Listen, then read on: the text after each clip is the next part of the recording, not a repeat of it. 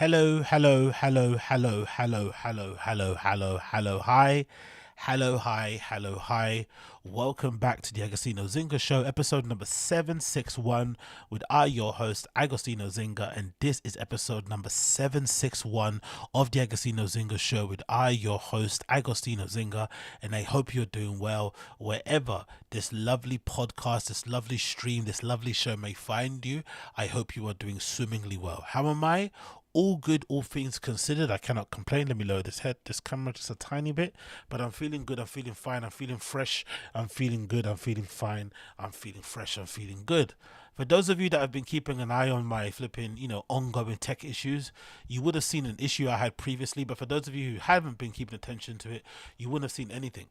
All you would have seen is me running around doing what I usually do when I run around, but you wouldn't have noticed anything has changed. So I'm just going to carry on like nothing's happened. I'm just going to carry on like I didn't take a half an hour break to get all my equipment back up and running.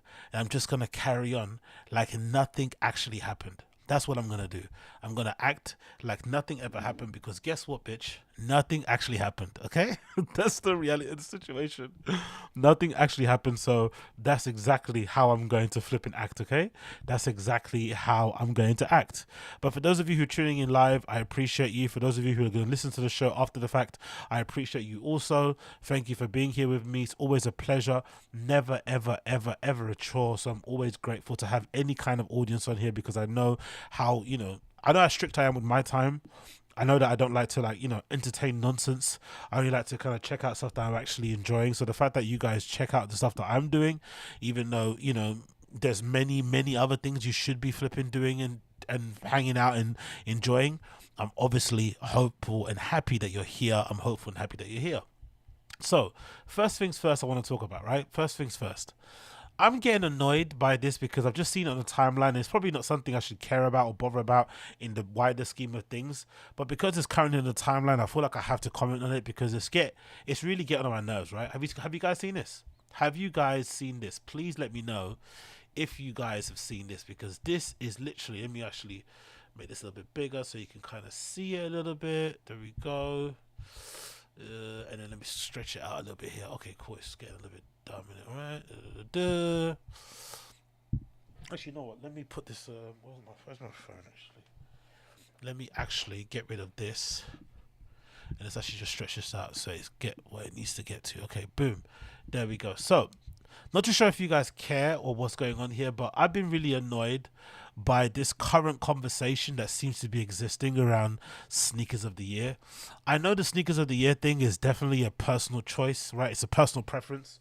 There is no real independent sneaker of the year anymore, especially when you consider the different taste levels around the world. I feel like in general, personally, this is just my opinion. You can scream and cry about it if you want, but I think in general, Americans have terrible, terrible taste in sneakers, especially sneakerheads. Maybe general public people have different tastes in sneakers, but I think your conventional sneakerhead or your stereotypical sneakerhead in America has horrible taste in fucking shoes. They all like the same shoes. They all like the same Jordans. They all like the same runners. They don't, most of them have terrible dress sense. Like I follow quite a few of the people that most of us know on sneaker Twitter, and the majority of these guys like they can't dress for shit, right? Do you know what I mean? They just got horrible dress sense, horrible style, just people that you would never listen to when it comes to the idea of wearing cool and nice clothes. So I'm not the biggest fan of that community at all. But I do like the debates and the passion and the intrigue and just the commitment they have to just, looking at stuff. I fucking love it, right? I really do flipping love it when they have all this stuff. So, they've been having a conversation online about sneakers of the year, and for some reason the hidden Asics Gel NYCs have become the topic of discussion because I guess maybe this is a natural consequence of there being so many terrible sneakers out there at the moment. Most collaborations are just like a rainbow full of colors, just a smorgasbord of fucking different material choices with no real identity or choice reason behind it. Oh, I fucking hate these farms as well, by the way. Nothing else about it makes any sense. So maybe these shoes, these particular ones that everyone's kind of creaming over, right? These hidden ones, or the Asics Gel NYCs, maybe people are going so excited over them because it's a natural reaction to the abundance of crap that we have available right now to purchase and is coming up. Maybe this is what happens when you have so much shit. If somebody makes a simple, mostly free color runner with some mesh and some nice color blocking, people go crazy because we've not got this kind of level of, standard quality in a long time. I understand it, but let's also be real. It's an Asics Gel Light. Let's be real. Let's all give ourselves a head a wobble. And this guy, Antoine Brayford, let's all relax. Let's all take a deep breath and let's be real. This shoe is not sneaker of the year. I understand this is a nice trainer for Hidden NYC. Again, Hidden, I have a hate relationship with them. I fucking hate the page. I think the idea of somebody becoming rich and famous and somehow culturally relevant because they just repost pictures of people, of what greats have done in the past on their kind of meme page, and they kind of curate a taste level behind just posting pictures of other people, what other people have created without creating anything of any value themselves, is akin to these podcasters nowadays, some of these bigger ones, who just, their whole brand is about interviewing people who've accomplished a lot in their life, and then kind of trying to find out what they do day to day and trying to give those tools and those keys to like regular people. Like, just because you interview smart, intelligent people doesn't make you smart and intelligent or successful in any kind of way, shape or form. Same goes for Hidden.NY, because they post some of the most iconic pictures of like the old Nowhere store where Nigo and Bape were fucking out and everybody was there, doing fucking crazy shit over there back in the day, and because they fucking they post old school images of like the Supreme store in New York City back in the day, that doesn't make them like to know what they're talking about. They haven't created or done anything of any value themselves. So this whole loving people have with these type of pages, I fucking detest it, and I think it's fucking awful. But I understand the love for these shoes. I get why people are creaming over them. I get why people are getting so excited. But let's all take a deep breath. These shoes are not sneaker of the year. They're okay, they're decent enough, but they're not sneaker of the year. And also, I think sneaker of the year, let's be real, if you do want to get into retros, if you do want to get into a conversation where a collaboration that isn't the most baitist, that maybe involves a sneaker that isn't the one that everybody can kind of cream over, let's have a conversation around maybe having a category, or maybe one of the criteria of sneaker of the year is, if you're going to include retros, maybe include a retro that hasn't been, it's a newly introduced retro that this collaboration made famous. So if this was the first Asics that really came onto the scene and kind of blew it up, right, fair enough. But this Asics collaboration has come right off the back of Asics becoming the new kind of casual streetwear, easy to wear shoe of like the last couple of years now. It's probably even overtaken New Balance. In the part of London that I live in, I see a lot more normie girls and normie guys around Brick Lane, all those type of places, wearing Asics with like their big pants nowadays, as opposed to like New Balances. Even Sambas are starting to die down a bit. So you can't really give Hidden.NY sneaker of the year, because number one, they didn't introduce Asics to the market. I don't know who did what collaboration. Don't fucking hold me on that one, because I'm not really good on my Asics history, because they're fucking Asics. But if they were to get that introduction, it'll be because they introduced them first. But because they haven't, they've kind of jumped onto it right at the end when the hype is all there and it's kind of comfortable. It's kind of it's an easier silhouette to try and do and to make work, because it's been successful anyway. Even though they've done a good job with it, like, again, my hate for Hidden.NY put to one side, it's undeniably a great colorway, right? It's undeniably a great colorway. It's undeniably done really well. You've got good mixtures. I think it's that nubuck on the side here. You've got some silver accents going on there as well. I love the logo. Personally, for me, the logo on the heel is fucking fantastic. I don't think this is actually how the logo looks. It's usually just a circle with a H, but I love how they've included the Photoshop cursor, sort of like box transformation type of thing on the outside. I think it looks fucking fantastic, and overall really nice. I like that they've got the kind of the blue, almost peppermint blue kind of hints on the gel bits on here. I also love, like, on the Asics sign, if I'm not mistaken, this is almost how it looks if you have a image on Photoshop and you zoom in a lot, right? You magnifying it super close, and you're kind of getting right up to the little small kind of squares that you can kind of edit and shit. That's what it kind of looks like. So I love how they continued the Photoshop idea behind it and kind of extended it on there. Maybe there's a correlation between Hidden.NY starting, because it maybe their whole process of posting pictures on Instagram is because they have a fucking instinct. They do it on fucking Photoshop. I don't really know. Either way, I think people need to take a deep breath and stop like gassing it. Like, let's not just reward people because you made a simple colored fucking retro of a shoe that everybody's wearing. Now you're going to give it sick of the year, especially in fucking April. I'm sorry, it's April. Let's all take a deep breath. There's another guy also that said something. Who's this other guy? This other guy called Chef Donny. He also said something as well, like, oh my God, this is sneaker of the year. It's a sneaker of the year. It's like, bruh, just relax. I understand it's a plain classic sneaker. I understand everybody's getting hyped about it, but let's all take a deep breath. Let's all fucking relax. Let's all be serious for one moment, please. Can we all be fucking serious for one fucking moment and all take a deep breath and just say, yes, I understand it's a great sneaker. I understand that they all did a good job, but let's chill the fuck out. It's not sneaker of the year. Of course it's not. Maybe at the end of the year you might think that, but now in fucking April, let's fucking chill. Let's be relaxed. Let's really, really be relaxed. Because, you know, it's just an Asics with a bit with some green hints on it. Yes, it looks good. Yes, it looks fresh. Yes, it looks crispy. We get it, understand. But let's all take a deep breath. These are not sneaker of the year. They're not. They're really not sneaker of the year. He's posting some pictures here next to his fucking, you know, furniture here in his house with his mirror. Cool, I guess. Yo, people doing photo shoots in their house with their sneakers. I don't know what's more lame. Because that's the thing. I've always had a love-hate relationship with sneakers. Because as much as I love them, I don't love them enough to do full photoshops. So full photo shoots behind them. You know, it's never that deep for me. So I don't know what's more lame, doing a photo shoot for your shoes, right?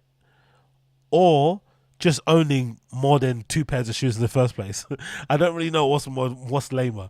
Actually buying loads of sneakers, loads of different colorful ones, or the fact that you're doing a photo shoot in your house because you happen to buy a pair of like nice trainers. I don't really fucking know. Either way, Asics gels have been around forever. Hidden done a great job on them, guaranteed, fair enough. But let's relax with all the fucking sneaker of the year talk. It's absolutely fucking annoying. And if anything, you know what it does? It actually does a disservice to the shoes because you're not giving them a chance to breathe.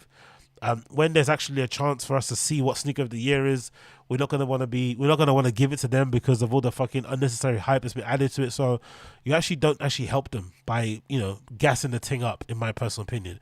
You don't help them by gassing the thing up, in my personal opinion. You don't help them by gassing the thing up. But again, what do I know? Absolutely nothing. I don't know jack shit. I'm just a fucking minor guy in a minor place in London talking out my minor fucking ass. Okay? That's all I fucking know. So, next on the list, let's talk about this. Have you guys seen this? Have you motherfuckers seen this? Have you motherfuckers seen this? So, I'm thinking to myself, right? If I was ever in a situation, no, listen, not. My first thought when I saw this video is from a Twitter account called Historic Vids, and it says dress code doesn't matter when you're a billionaire. And it's literally a billionaire pulling up to like a nice hotel somewhere in a Bugatti Veyron. I think that's what they're called, right? A Bugatti Veyron. It's in like black, half orange rims. And, you know, he's coming out of the car and he says, you know, thanks to the fucking concierge people that are helping him out with a whip. And he walks into the hotel, right? And he's obviously, people are saying you don't matter dress code because he's dressed quite awfully. He's got like swim trunks on. He's got a fucking horrible, I don't know if that's a pouch or that's a design of his polo. And he's also wearing those rich guy boat shoes that they like to wear. I personally think if you're rich, there's no reason why you should look like this. There's no reason why you should be so fat and so out of shape when you're rich. You have no excuse because you have all the access, all the time in the world to do exactly what you want. Because I think one of the things about becoming extremely wealthy, from what I've read online and read in books and stuff, I don't know none of this shit, is that it just affords you time to do the things that you actually enjoy. That's what they speak about. A lot of the guys that, you know, are super billionaire types, especially if you see them get interviewed on those YouTube channels, they'll always mention how much time they want to get back, which obviously you can't get. But that's the one thing billionaires kind of love talking about. The idea of, like, you know, increasing your time and how much output you get in one day, blah, blah, blah. Because they all want to save time to do the things they actually enjoy. If that's the case, and I've got £1 billion in the bank, or I have £1 billion in the bank, not if, I have £1 billion in the bank, then the first thing you're going to do is just create or put things into place that allow you not to make any bad decisions, whether it's having a chef that cooks you a particular type of food, whether it's having mandated cardio and workout sessions throughout the week. But whatever it would be, you would make sure that you do these things to give you every reason why you should stay in some level of decent enough shape, so you don't have to, you know, look the way that this guy looks in this fucking video that I'm playing here on the screen. Because I don't think there's an excuse. I think there's every excuse to look the way that he looks if you're poor, which I've grown up, you know, extremely, struggling in the point where like, you fucking got £5 to stretch you for the entire week. In that kind of life, and especially living in the area that I grew up in, because it's, you're surrounded by chicken shops and fucking betting stores. You're kind of in like I think they call it a food desert, right, where there's not a lot of like places to get like fresh produce. Everything's processed. Loads of fast food chains that are incredibly, especially when I was growing up in the era that I was in, fast food stores were incredibly cheap. Like you could get like 6 hot wings and chips and a drink for like £1.50, which is absolutely insane if you think about it, right? To get 6 pieces of chicken, a box of chips and a drink for £1.50 is fucking nuts. But you could get that back in the day, so it's fairly cheap to eat out. And if anything, sometimes it's cheaper to eat out than it is to actually make your own food. So you end up with poor lifestyle decisions. I remember even back then, I mean, think about it. My mum used to buy us fucking soft drinks. She'd go to like, I forgot what store it was, but we'd get soft drink. We'd get like a 2-litre bottle of orangeade, a 2-litre bottle of lemonade, a 2-litre bottle of fucking Coca-Cola, and that's what we'd drink for the week. And it was like £1 each, right? And obviously 3 grown boys in the house. Imagine all that sugar we're taking in. It's like, ugh, it's not good in the slightest. But we did it. So at that time, I think, yeah, fair enough. If you're all fat, it is what it is, right? You're just eating to survive. You got to make decisions as you do, and then hopefully you when you get up and you make some money or your circumstances change, boom, you start changing how you eat. But I think at this level, when you've got this type of wealth, there's no reason to look at this. There's no reason why you should look at this in the slightest. And if you do, it actually says more about you than it does about your money. Your actual body, especially at that level, says more about you than your money. You're into some other sick shit then, because you have some really strange opinions, views on the world that don't really make any sense. Like I think Trump's one of those guys, isn't it? Trump doesn't believe in exercise. Like exercise, he doesn't believe in it. He only eats fucking McDonald's, allegedly because he's afraid of getting poisoned. I just think because he's a baby. Because that's the whole theory, innit? The theory is that Trump only eats McDonald's because he's afraid of getting poisoned. But I don't think that's the truth. I just think he's just one of those baby guys. Like, he's like one of those guys that doesn't eat pizza, only eats pizza and chicken nuggets, that type of guy. So that's probably why he does this. But I look at this stuff and I'm like, you know what? Not for me. But then on the other side, I saw this picture of Lucas Sabat on his Instagram story. And I thought to myself, rah, this is the truth, innit, of actual fashion. If you want to wear high-end fashion, this is how you kind of have to look underneath all your shirts and shit. There's a picture of Lucas Sabat showing off his tattoos, and he sees his arms crossed with his chest, and he legitimately has what people would describe as a bird chest. And he kind of has man boobs, but not really, because he's just not really got any fat or muscle definition, really. It's just like, skin. It's kind of skin and bones, but not really skin and bones. He's kind of skinny fat kind of way. But he fits into all the clothes that you'd wear in the high street, or you'd go to wear in the designer stores. So that's why that sort of frame is probably beneficial. But when you take off your Acne shirt, when you take off your Saint Laurent jacket, when you take off your Rick Owens bomber jacket, this is what you're working with underneath. This is what you have underneath when you take it off. This is the grim part. So that's why I understand now why so many guys are into like working out and becoming like bodybuilder strong looking, because that kind of gives you another little layer in it. It's like, if you can't dress well, then at least you're ripped. You've got that on your hand. And of course, I think, I don't know, can I say this? It's probably harder to get ripped than it is to look good in clothes. I think if you know your proportions, you know what brands work for you, what don't work for you, you can figure it out. I think it's actually way harder to get in any kind of physical shape than it is to figure out what works well for your body and kind of hone on that style. It's way harder. So at least if you get ripped, you got a big chest, big biceps and shit, you've got a little kind of, you got a thing you can kind of show off. And nowadays as well, they make a lot of clothes now specifically for big dudes. So that is also in your kind of lane. You probably can't wear Rick Owens though if you've got, a neck of, above a certain size. But at least when you take off your shirt when you're on the beach, you don't look like this, right?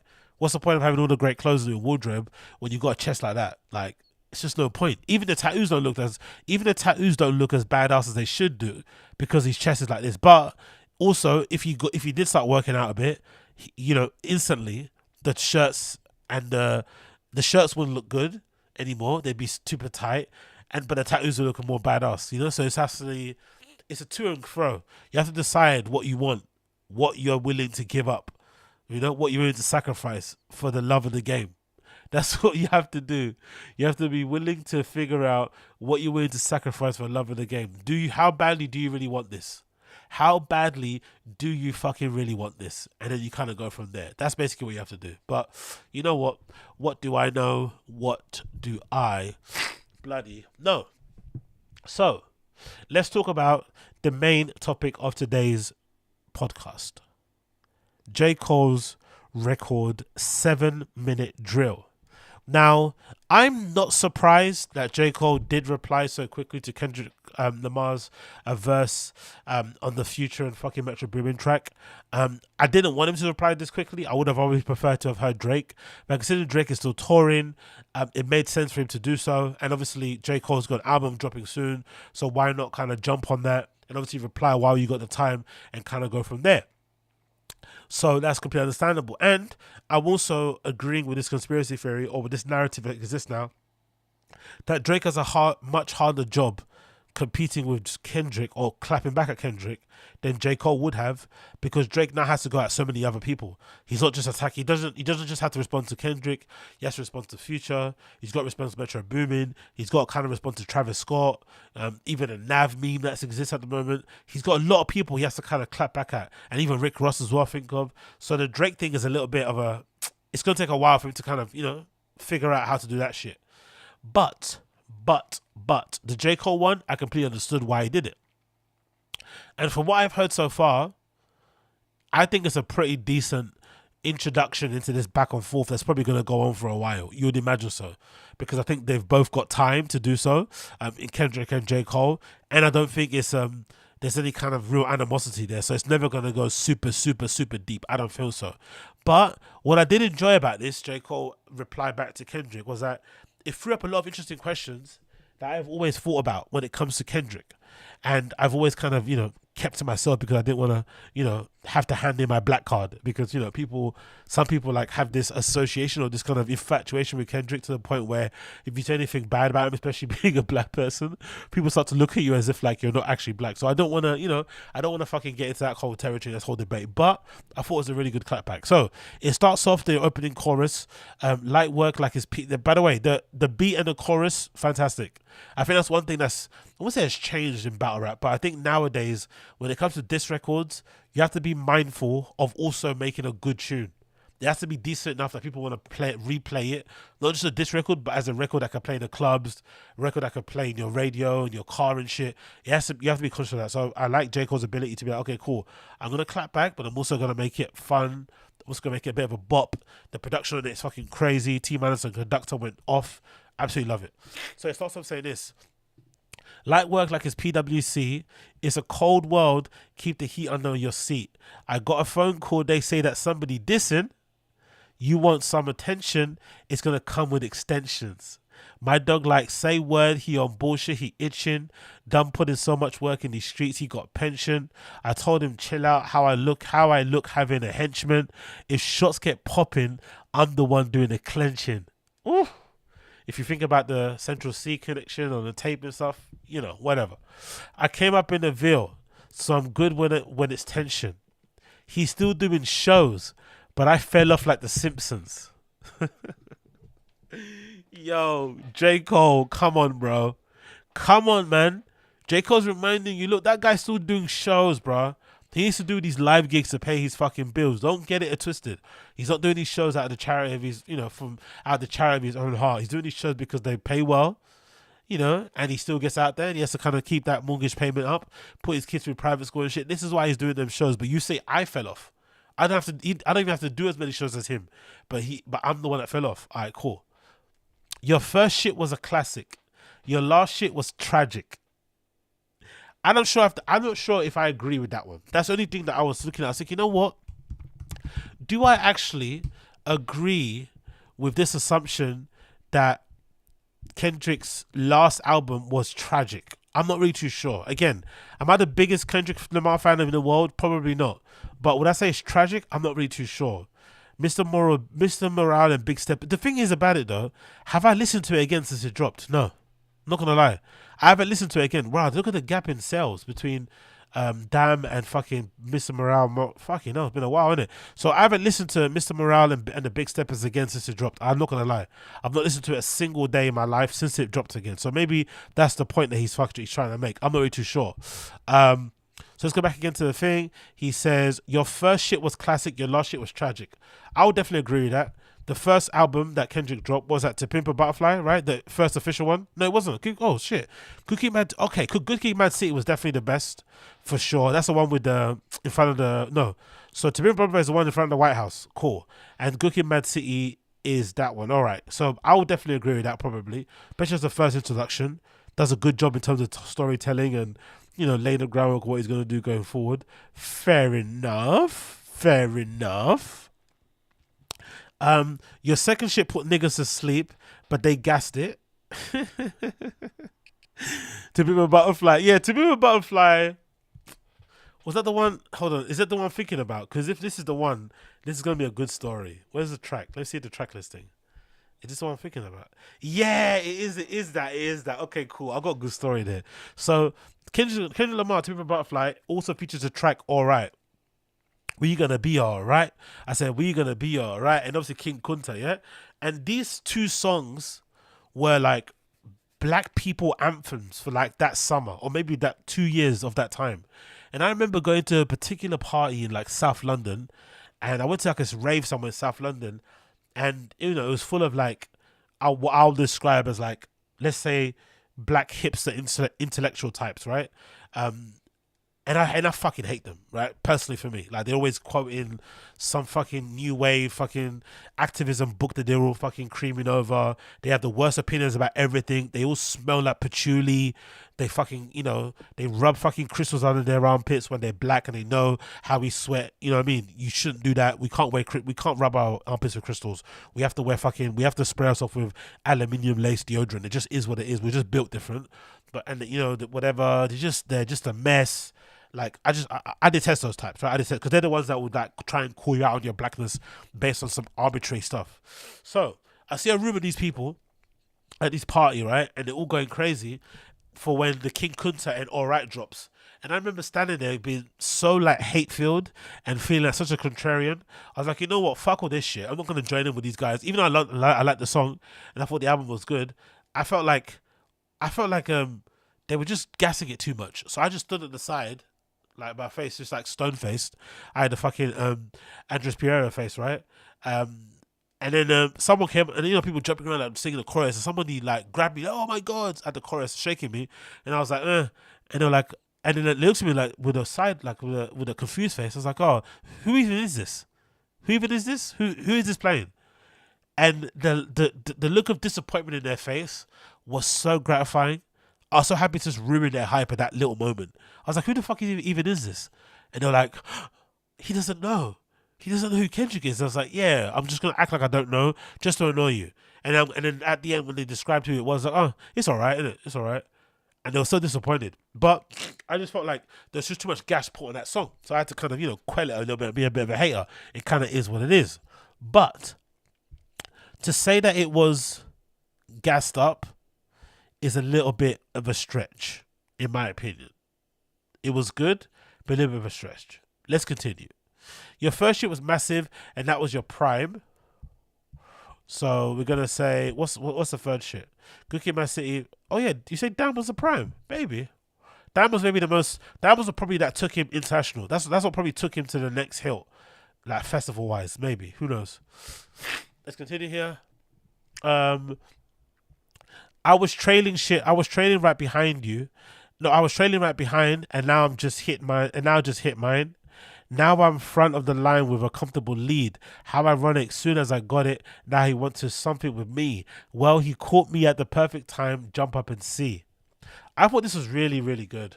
I'm not gonna lie. I thought this was really fucking good in terms of what it this done to me, especially the opening bar. It put little seeds in your head to kind of question the pop, because it feels like with Kendrick Lamar, there's like a popular belief that he's just untouchable, lyricism wise, right? Which might be true, but when you really get into the weeds of it, I feel like a lot of these people, I feel like Drake has made this assumption, or has said this a few times himself. You get the feeling that a lot of those guys outside of the Kendrick camp, they love Drake, they love Kendrick, they appreciate his artistry, they think he's obviously the top lyricist and stuff.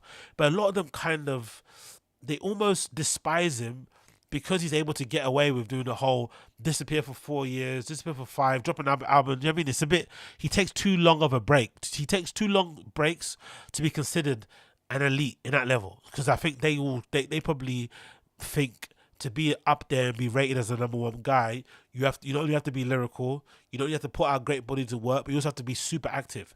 And I feel like Kendrick maybe is the one that takes the most liberties in terms of time he takes off of music and dropping stuff. So it's like, can he really be rated the top guy when he's not competing or sparring with the top people at the moment? Because like, for better or worse, J. Cole and Drake are like actively competing with like the Ken Carsons, the Yeats of this world. They're out here competing with the new kids who are trying to like take their throne and be the #1 guy. They're still out here trying to like, you know, ward off the kids, whereas Kendrick's like disappears, comes back and does kind of the legend thing, which obviously isn't the most like, you know, it's not like he's active kind of thing, which I don't know how I feel about that kind of thing, to be fair. I feel like just because you prize quality over quantity doesn't mean you can't get put into those conversations about who the best MC is. I don't think that's probably makes any sense, because when it comes to rapping, it's just rapping. It doesn't matter if I'm in here, you know, every other year dropping an album, or if I do it every 10 years. If I can rap and I can spin your head on this mic, I can spin your head on the mic. It is what it is. But I also don't think, personally for me, I've always said, I don't think it's that far off. I personally don't think, oh, there's something on the screen. I personally don't think Kendrick is that much better than J. Cole when it comes to rapping. I personally don't think so. I think they're quite close. Depends what style that you like, personally, sonically, who you came up on. But this idea that Kendrick is so far better than everybody, I don't really agree. I think a lot of people get maybe like gas on the voice inflections and all this malarkey and the rapping at speed and kind of think, oh, because of that, he's just so clear. I just don't think it's that close. I think it's way closer than people believe it's to be, in my personal opinion. But I could be wrong. But I'm probably not. Continues. Boy, I got here off bars. No controversy. Interesting. Funny thing about it, bitch, I don't even want the prestige. Fuck the Grammys, because them crackers ain't done nothing to me. Or nothing for me. You know what's really funny about saying fuck the crackers? I don't know, I just found out. But in the last couple of years, I just didn't realize that, you know, J. Cole he's actually mixed race. He's not actually light skinned. I just assumed he was just light skinned. I didn't know he's actually mixed race. So to say, you know, crackers in that way is fucking hilarious. But hey, I'm sure his mom doesn't mind. Slugs took my nigga soul. Drugs took another one. The rap beef ain't realer than the shit I seen in Cumberland. He averaging one hard verse like every 30 months or something. I love that. He averaging one hard verse every 30 months or something. If he wasn't dissing, then we wouldn't be discussing him. That's very true, isn't it? That's a very true line. Would we care about Kendrick now if he wasn't dissing people? Would we give a shit about him if he wasn't listening? Would we give a shit? Would we care if he was not dissing? Would we fucking care if he was not dissing? Probably not. Probably fucking not. That's the fucking truth of it. It continues. Lord don't want me to smoke this nigga cause I fuck with him. But push come to shove on this mic, I will humble him. I'm neither with this thing. This that New Jack City meme. Yeah, I'm aiming at G Money, crying tears before I bust at him. I'm not gonna lie. That might be a pretty hard opening verse to kind of just get going. Now, is it hard enough to kind of compete with the stuff that Kendrick's been thrown at these guys? Probably not. You probably need to come a little bit harder. But just as an opening jab, just to kind of get things like peppered and going, I like it. I'm not gonna lie. I fucking like it. I absolutely fucking like it.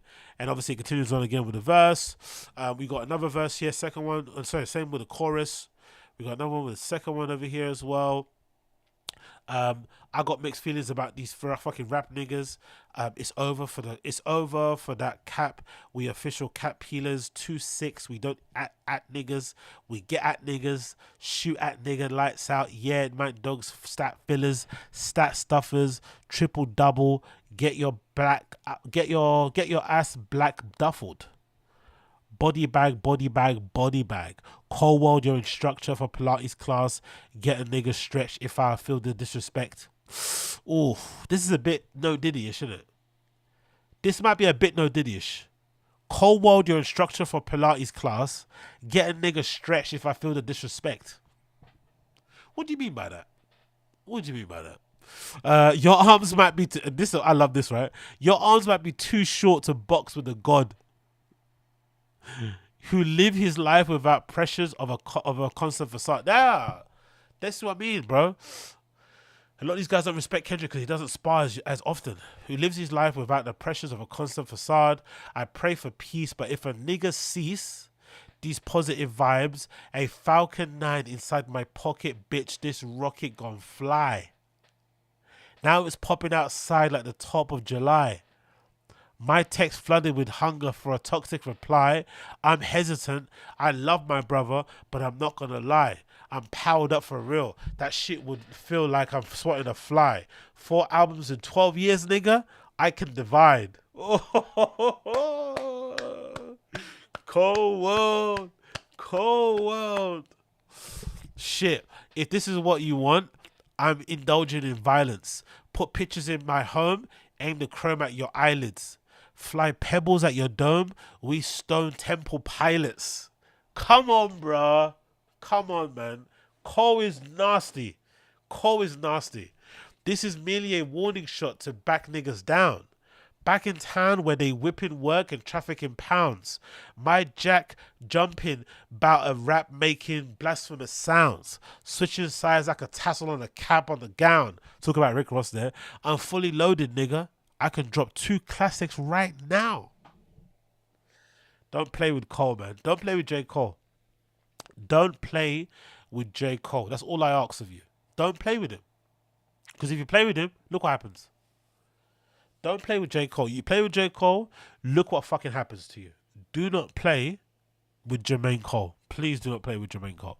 And then, yeah, it ends. So, like I said previously before, I'm somebody that isn't I'm not the biggest fan of diss records and the whole like battle rap. No, battle rap I like. But the whole diss record thing, I feel like for me, it takes away from the beauty and the artistic merit of hip hop in general. People start looking at this and hip hop stuff as like fucking as a sport, which I fucking hate. It's an art form. It's a culture. It's not a fucking sport. It's fucking annoying to kind of describe it that way. And I feel like if anything nowadays too, it robs us the fans of a collaborative project between all 3 of these guys. I want to hear a project that features Kendrick, Drake, and J. Cole. But we're probably never going to get it now. I want to hear more records from Drake and Rick Ross. We're probably not going to get it now either. I want to hear another Drake and Future album. We're probably not going to get that anymore. I want to hear a Metro produced album for fucking Drake. That would be fucking sick. We're not going to get that anymore. So I feel like beef in hip hop, unfortunately, robs us of so much great music and so many great moments because egos getting away, labels getting away, entourages getting away, girls getting away. All this shit messes up for the fans. So we end up losing the most. So as great as it is entertainment wise, I feel like it doesn't really go anywhere further than this because, you know, in a year or two, who's going to be playing this in their whip? No one. You know what I mean? So it's in the moment, it's fleeting, is what it is.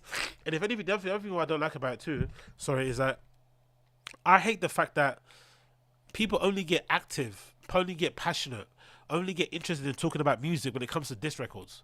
You don't hear this level of analysis. You don't get this level of fucking passion, this level of fucking intrigue, this level of fandom for hip-hop fans when it comes just to talking about their favourite artist's single, music video, or album.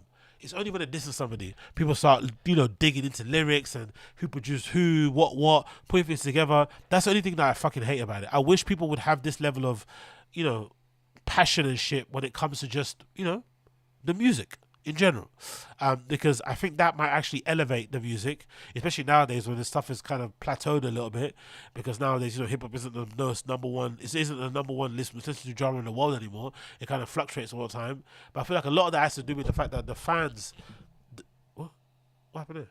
What's that? Do you hear something? I feel like the fans don't really challenge the art anymore or the artist anymore. Don't really push them by criticizing or critiquing the art in any kind of meaningful way. It's just the diss records, all this sort of nonsense and gossip talk. That's the only thing I don't like about it. Do you know what I mean? But yeah, what can we do?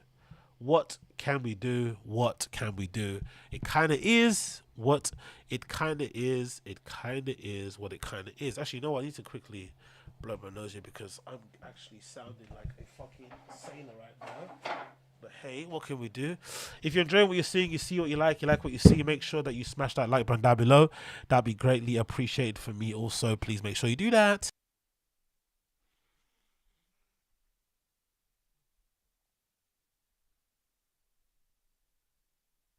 Yeah, I just looked at the tissue inside of my fucking, looked at it and was like, oh, this is like neon green. Ugh. That's lovely, isn't it? Neon green. Ooh. Little hint of green in there, right? Nice RGB code. I don't know what RGB code colorway green is. Is it 30 something? Not too sure. Either way, that's fucking wild. That's fucking wild. Moving on. I'm not gonna lie, right? This type of stuff bums me out because I don't like reading the news or watching the news too much because it's so depressing nowadays, especially considering everything's going on around the world. But am I the only person who gets depressed when I see shit like this? Because I'm conflicted. Because on one side, I'm like, oh, RIP to these three lovely gentlemen who decided to sacrifice their lives by going to help the Palestinians over there during the war in Gaza, and basically, unfortunately, literally had to give up their lives doing so, working for a charity when their fucking car was hit by a missile strike from Israel. It's obviously tragic and your heart goes out to them and you extend all your fucking prayers and thoughts to their family and shit. Absolutely horrible situation. But the really sad thing about this is that now the conversation has completely changed around Israel-Palestine, and now you have way more louder calls for a ceasefire, way more louder calls for this headline here, courtesy of the BBC, for the UK to stop arms sales to Israel, because three very, very white male guys ended up, innocent civilians ended up perishing in this crossfire. And the sad thing about it is that if you've been paying attention to what's been going on, you would have seen videos of literal civilians in Palestine walking across like an open, bit of ground, minding their business and being hit with fucking drone strikes out of nowhere from Israeli drones. Literally. There's many videos of it going around nowadays at the moment. You would have seen that tragic video of that 6-year-old girl who's calling the Red Cross to come and help her and her family because they're being, hit with missiles and guns and shit. And then the Red Cross van goes to help them. And then the Israeli, the defense force ends up lighting them all up and everybody dies. The charity workers, the Red Cross team that came to help them, and of course a 6-year-old girl and her entire family. The cars are completely scorched. Like you can basically see the human remains inside if you look closely. It's fucking awful. So for a very long time, ever since that, ill-fated day when Hamas went and, stormed that music festival, we all kind of saw the same thing. We all saw that event. We thought that was horrible. We all condemned it. It was fucking disgusting. But it also didn't erase everything that happened prior, right? We all kind of, hey, right? But at the end of the day, it has been a little bit, it has been, not a little bit, it has been an occupation, Israel over there in Palestine. There is, that is all basically you can say. And you have to basically kind of look at it with a common sense and be like, hey, you know what? As bad as that Hamas, or as tragic and awful and disgusting as that Hamas situation is, it didn't just happen in a silo. It didn't happen just out of nowhere. There was obviously, I wouldn't say a provocation, but it was obviously a reaction to something. Now, the Israeli reaction to the Palestine, to the Hamas attack, was pretty crazy for the most part. I think myself, because especially when you think about, I've watched when you watch videos of people fighting in the streets, and there'll be a video of someone fighting in the streets, and sometimes the person's got a right to be pissed off. Like maybe the person slapped them in the face trying to prank them. Maybe they pushed their wife. Maybe the famous one I remember is the one random guy keying people's car. He went around the car lot and he was like scratching his key around people's cars and shit. And this one car he did it to, the owner came out and beat his ass. He has every right to do that. We understand. We all kind of champion the guy, go and kick that guy's ass. But when the guy falls over, when he's cowering, when he's clearly done and you're still kicking him in the head, suddenly now your point starts to waver. The point and the reasoning you had for beating this guy up, it starts to not matter anymore because now you're literally about to kill him. Like, hey, relax, we get it. You scratched your car, but now you're going too far. It's the same thing's happening with Israel Gaza. We understand that Hamas attack was horrendous. Everyone deplores it. Everyone obviously with any kind of common sense is going to say that shouldn't have happened. That was obviously disgusting, and thoughts go out to the victims and especially some of the hostage, people out there that still haven't been released. Fair enough, but the attacks ongoing, the literal complete eradication of areas of fucking Palestine, right? The near-on genocide of them as a people. It's just, there's no other way you can look at it. You know what I mean? That is the only way you can look at it. It's like, okay, cool. These guys are going too far now to try and reply back or to clap back or to stem the tide or to whatever. Take out Hamas. Like, now you're doing too much, especially when you're killing civilians, you're bombing hospitals, you're bombing fucking charity work. Like, what are you doing, bro? And then on this side of so that's obviously tragic, right?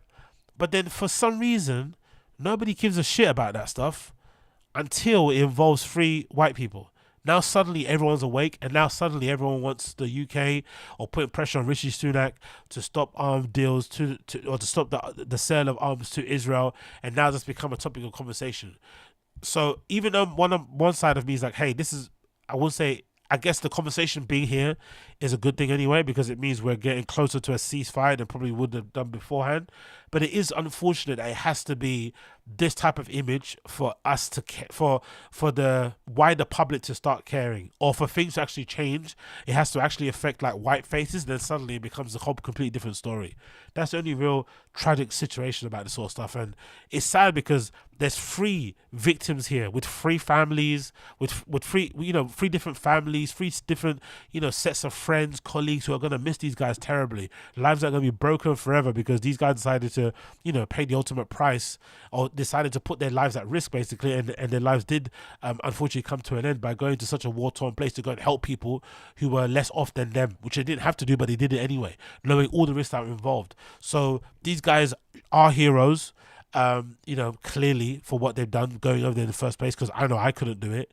But now the conversation around it's kind of been tainted because people weren't willing to like put pressure on the UK government to stop the sale of arms in any considerable way, or maybe the BBC even probably didn't write these articles in any considerable way before it involved free white faces. That's the thing that really kind of annoys me. I'm not going to lie. And again, I'm not really a news person. I saw this, I was like, fuck, man. Now all of a sudden people want to talk about, like, they want to talk about ceasefire seriously. Now all of a sudden you want to fucking stem the fucking sale of arms to Israel. Now all of a sudden it's becoming a conversation. Now people are starting to realize, oh, maybe the chance of genocide weren't overblown. Well, maybe people weren't gassing it. Maybe there is some truth to it. It's like, come on, bro. Come on, man. Like, I don't know. I find all this shit utterly depressing. I really do. I wish there was a better way to kind of resolve these sort of things, but unfortunately, this might be the only way we kind of get to a resolution, is by, as sick as this sound, by the amount of bloodshed and the amount of people that are being lost. There's no way people are not going to be able to pay attention to. Sorry, you know what I mean? People are going to have to pay attention to it because of how much bloodshed has been shed. So maybe we will get to a resolution somewhere soon. Hopefully that is the case. But I don't know, man. I don't know.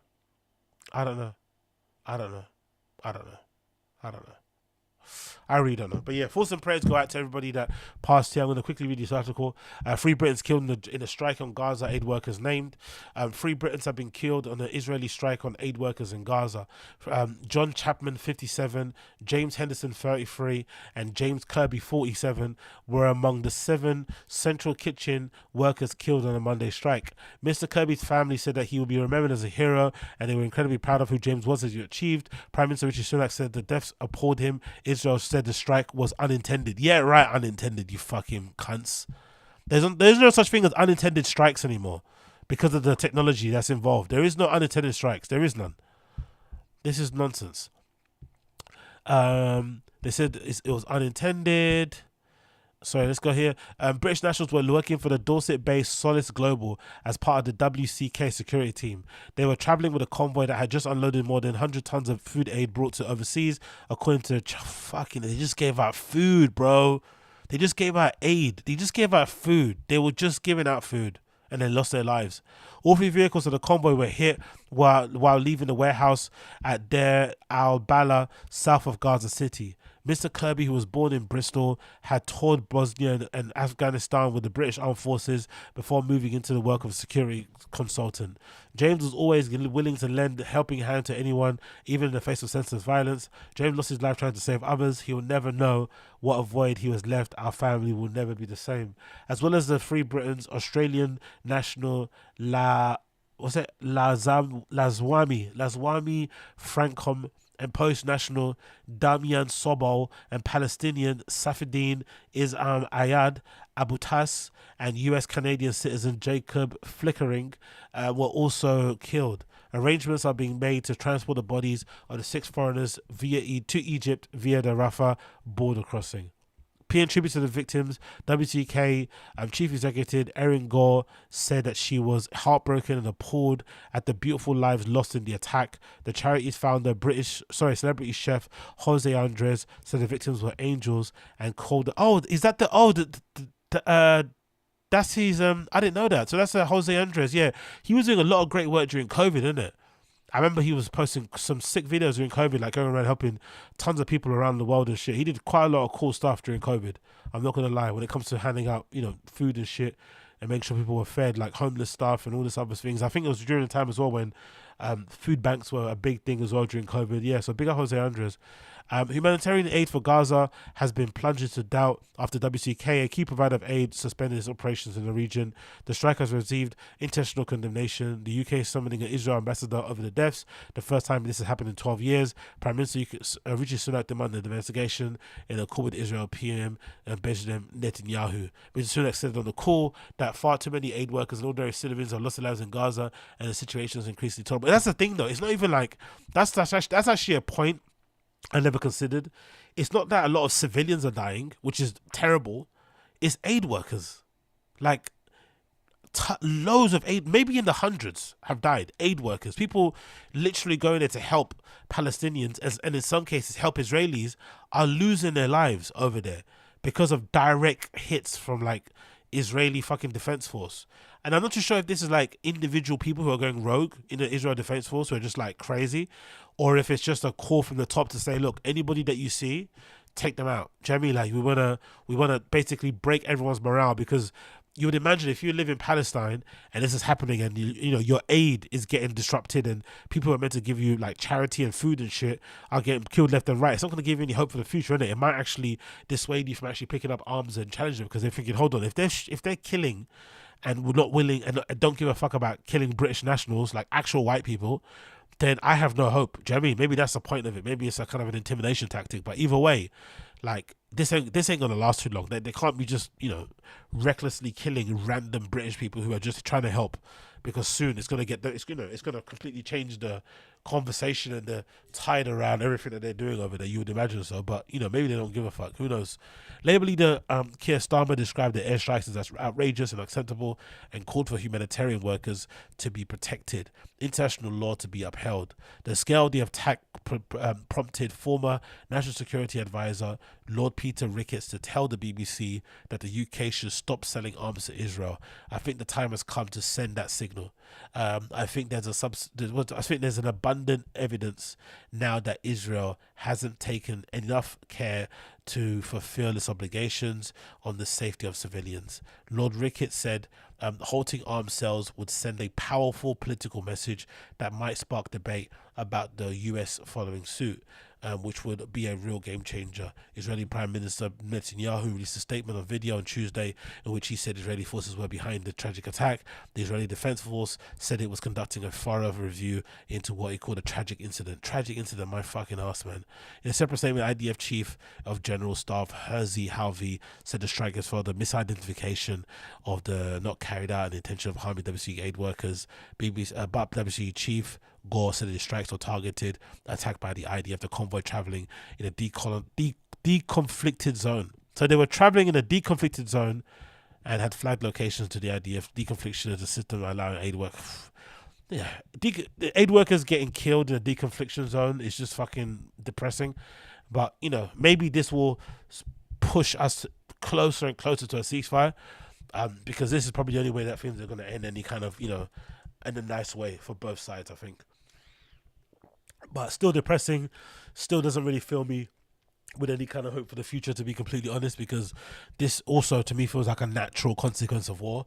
There is no other way to kind of get around these sort of like horrible, tragic, situations. It kind of just, this is what it is, unfortunately, for better or worse. Definitely for worse. But Jesus Christ, man. Jesus fucking Christ. Again, thoughts and feelings go out to everyone that perished. Can't imagine what they're going through. Imagine, really, especially the guy that, he went, what was it? He went on tour, Bosnia Herzegovina, went on tour for Afghanistan, and then ends up, imagine, he served in the army, right? Didn't die, and then goes and becomes an aid worker for this charity, basically providing them with a base level of security. I'm assuming some knowledge of the, the areas around and whatever street smarts, whatever else he's got on there. And that's how he perishes. Imagine that. Imagine how tragic that is. You go and fight for your country in Afghanistan, you come back, and then you go to do work for a charity, and that's how you lose your life. Fucking hell. Depressing, man. But again, RIP to the 3 Britons killed the strike in Gaza. RIP to them. What's the names again? John Chapman, James Henderson, and James Kirby. Gone but not forgotten. Gone but not forgotten. Absolute heroes. And hopefully they're the ones that should be commended with like OBEs and knighthoods and stuff. And hopefully they honor their family and they didn't die in vain. And hopefully this is the start of like actual, change. And we actually gonna see a ceasefire sooner than rather than later, because I don't know, man. I see this sort of stuff and it's like, oh, Jesus Christ, how utterly depressing. Anyway, last thing before I duck out here. So Tokyo Vice season 2 episode 10. Tokyo Vice finale. Should we talk about Tokyo Vice finale? Yes, we should. Oh, am I saying finale right? Is it finale or finale? How am I saying finale there? Is that right? How to say finale? Is it finale or finale? Why am I saying it like that? Finale. Finale. Okay. I don't know why I say finale. Why did I say finale? Finale. One more time. Finale. Okay, cool. Finale, punani. Put your lips on my nani. Okay, cool. Anyway, moving on. So, Tokyo Vice season 2 episode 10, the season finale. Right? Absolutely phenomenal work. Absolutely phenomenal work. Why? Because this episode, again, spoilers. If you don't like spoilers, please turn away, mute me, X me, whatever it needs to be. But don't kill me. Love me, baby. Amazing episode. Why? Because it was it was kind of, for me, a example of what actually happens in real life. Kinda. In that all the main characters in the show got what they wanted, but they had to pay a high price for it. And I love the idea of like, you don't get anything for free. You always have to pay a price, one way or the other. And all of these characters had to pay some of the highest of prices, losing close family and friends, losing businesses, irreversible changes to a relationship or a friendship, having to move away. It's completely altered, them as people, the characters, right? Completely changed them from being exposed to certain things, being stabbed, being shot, whatever it may be. And I like that it kind of ended, like, again, with everybody getting what they want, but they all had to pay the biggest price. They had to sacrifice a lot to get what they want. And maybe that's maybe a little callback on Yakuza culture and stuff, whatever it may be. But I love that was a continued message throughout, because I had a feeling, or I had a bit of a, I was a bit worried towards the end that they were going to try and neatly tie everything up in a bow and make it okay. But I felt like a lot of the threads were left kind of undone, and there was a lot of you can interpret every character's resolution and every character getting what they wanted in a different way. They kind of did get what they wanted, but you can also interpret it, maybe they didn't, maybe they changed, you know what I mean? And different characters reveal different parts of themselves that other characters didn't like to see in the light. All these type of things happen in real time, and I, for one, very much enjoyed it. And I enjoyed it more so, like I think people have said it before as well. It's interesting, we don't really get a depiction of Japanese culture on TV like this, especially this gritty side of things, because I feel like there probably are Japanese TV shows that exist, but they probably, I would assume, would try to like not give you a sanitized version, but it's not the ugly dirty truth, because I'm assuming they probably don't want to talk about that shit too much, right? They want to push out another sort of narrative about their history and whatnot. But I do appreciate this show for giving us a look into the underbelly, right? The dark side of Tokyo or Japan or Japanese culture in general, and trying to like show you all these different clashes of cultures coming at one time. Whether it's the gringos, the expats, the Anjins and stuff, whether it's the people that live there, whether it's the women, whether it's the police officers, whether it's the guys who are like, not showing their sexuality and shit. I love all that stuff happening in real time. It's a really fascinating story. So if you're someone like me who's obsessed with Japanese culture, who's obsessed with that era as well, where they're filming in, which is like the 90s, I say like maybe late 80s going into early 90s, I really recommend you check this show out called Tokyo Vice. It's on HBO Max. I've heard a writer say on Twitter that it might be a season 3, or there might be a spin-off show or something that might be pretty good to watch out. And I think he's written quite a lot of books. The actual person who the book is based on, I think his name is here, it's called Jake Agostinho or something, right? And I think he's written quite a few other books out there too, so please check it out. Honestly, please check it out. It's legitimately one of the most amazing shows to view. It's fucking cool. I fucking love it. I love everything about it. So yeah, man, love it. And it ended pretty well, to be honest. So that's HBO shows. They do a really good job of just ending the show just well and not giving you too much fluff. Do you know what I mean? They ended it fucking superbly. So definitely check out Tokyo Vice if you haven't already. And yeah, that is it for me right now. I just want to test this new system. This is a new computer that I'm kind of using for the time being to see if it kind of doesn't stop it or lag too much. It's not lagging, I don't think, that much. Or it's starting to lag just now. That's the only time it has lagged. But so far it's been pretty decent. So maybe I'll start using this going forward. Maybe this might be the one that can kind of be used going forward. Who knows? Who bloody knows? Anyways, my friends, for now, actually, what you guys saying in the chat? Oh, big up Abe Martinez. Appreciate you, brother. Tazs always there for me in Puerto Rico right now. Hope it's with my grandma. Never stopped as you helped distract me. Okay, what you gonna do? Big up Abe Martinez. I'm always here in the stream chat. Really do appreciate you for tuning in, my friend. I really do appreciate that. So big up you, and prayers and healing and get well soon wishes to your grandmother out there in the old Puerto Rico, right, as Donald Trump will say, right, Puerto Rico. So hopefully your grandmother gets well very, very soon, and again, extended your prayers to them. And it's always nice to have family around there, so the fact that you're there anyway is a good thing. So big up you for making your way over there and being there with the family during these hard times, and hopefully fingers crossed, thoughts and prayers that your grandmother gets well very, very, very soon. And I appreciate the kind words, my friend. I really bloody do. Anyway, my friends, that has been it. Tazz show episode, what is that? 761. Thank you for tuning in. Pleasure, never a chore. I'm gonna leave you right now. Thank you for joining, and I'll see all you guys again very, very soon. I'll see you all guys again very, very soon. Peace.